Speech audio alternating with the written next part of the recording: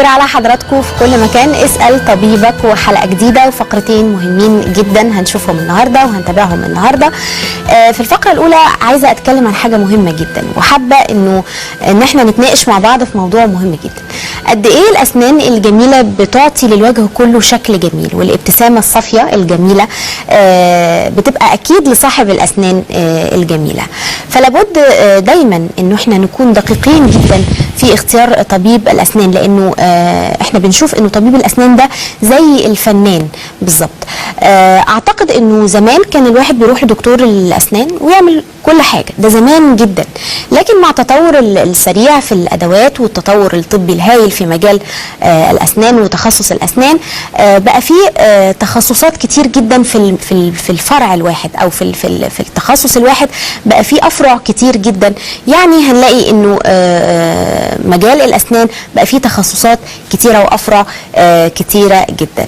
احنا النهاردة يسعدنا أن يكون معانا دكتور شادي علي حسين، مدرس علاج الجذور في كلية طب الأسنان بجامعة عين شمس، ودكتوراه علاج الجذور من جامعة عين شمس، وزميل للكونجرس العالمي لزراعة الأسنان، والمدرب المعتمد من الجمعية العالمية لطب الأسنان الرقمي، وعضو الجمعية الأمريكية لعلاج الجذور، ونائب رئيس الجمعية العربية لطب الأسنان الدقيق.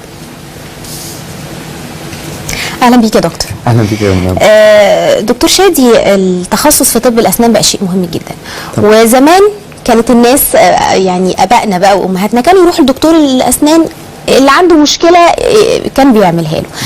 قد ايه التخصص بقى شيء مهم في طبيب الاسنان دلوقتي، واختيارنا لطبيب الاسنان لابد يكون شديد الدقه ازاي؟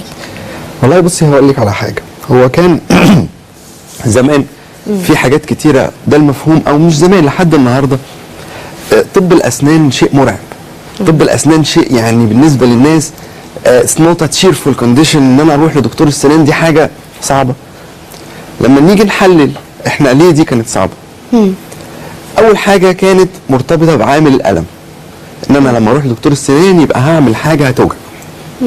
تاني حاجه كانت مرتبطه بعامل الوقت، انا لازم النهارده لما اجي اعمل سناني لازم هروح للدكتور 4-5 مرات عشان اعمل حشو العصب، 4-5 مرات عشان اعمل الطربوش واخد مقاس، وبعدين يعمل لي بروفا، وبعدين يسلمني طربوش.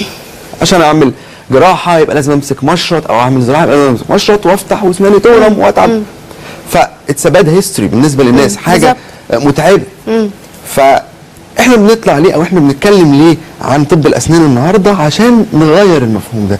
وي ار درايفنج ا نيو كونسبت، بنعمل مفهوم جديد لطب الاسنان في مصر. تمام. احنا النهارده هنتكلم عن حاجه مهمه كمان جدا، وهي تجميل الاسنان.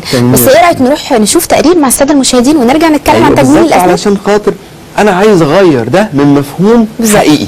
يلا بينا نروح نشوف التقرير. يلا اتفضلوا. مشكلة أسناني تعتبر مشكلتين. أول مشكلة هي مشكلة نفسية، زي كل البنات. بتكسف أتصور، بتكسف أضحك، بتكسف أتكلم بسبب إن أسناني مش مظبوطة. المشكلة الثانية هي مشكلة عملية، إن أنا بطبيعة شغلي إني بشتغل في الإعلام، إن دايما أنا بكون قدام الكاميرا، فكانت مشكلة أسناني مسببة لي مشكلة كبيرة جدا. طبعا رحت لدكاترة كتير، في منهم شخصني وفي منهم قالوا لي حاجات كتير جدا، منهم زي التقويم مثلا. كل الحلول دي ما كانتش بتنفع معايا علشان كانت بتاخد وقت طويل، لحد ما سمعت عن مركز شايني وايت. ما كنتش مصدقه ان في مركز ممكن دلوقتي في مصر يحقق لي اللي انا عايزاه في ساعه او ساعتين. فشفت الحلقات بتاع الدكتور شادي في التلفزيون وقررت ان انا اروح ازور المركز.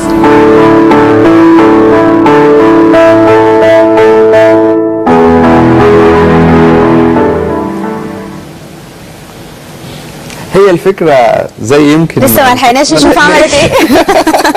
في سسبنس في الموضوع. سسبنس.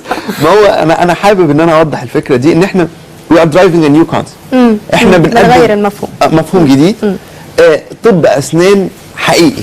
مش بنقول انا بدل ما اقول للمريض لا ده انت كنت ماشي في طريق مكسر فانت لا ده انا هقول لك ده الطريق ده كويس. لا، انا مش هقول له، انا هوري له ان الطريق ده كويس. انا هوري حاجه مختلفه بحيث ان مريض عنده اسنانه كلها بايظه، شكل الاسنان كله مش مظبوط، هل ده يقدر يتغير في جلسه واحده؟ هل ده يقدر يتغير من غير الم؟ هل ده ينفع اصلا يتغير ولا لا؟ وايه النتائج المتوقعه؟ هل سناني هتبوظ ولا لا؟ هل الشكل النهائي بشكله حلو ولا وحش؟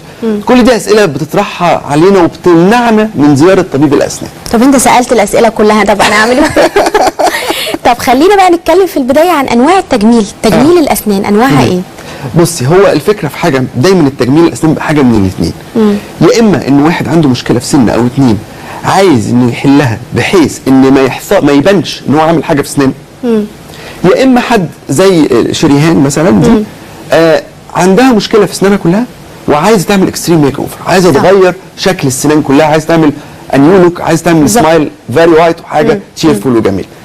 فذيس وان اوف ذا اكزامبلز، ده مثل من الامثله بتاعه الاكستريم ميك اوفر. يمكن هناخد بعد كده امثله ثانيه. اول حاجه بنعملها في التشخيص هي ايه؟ هي ان انا بعمل اشعه مقطعيه ثلاثيه الابعاد. اول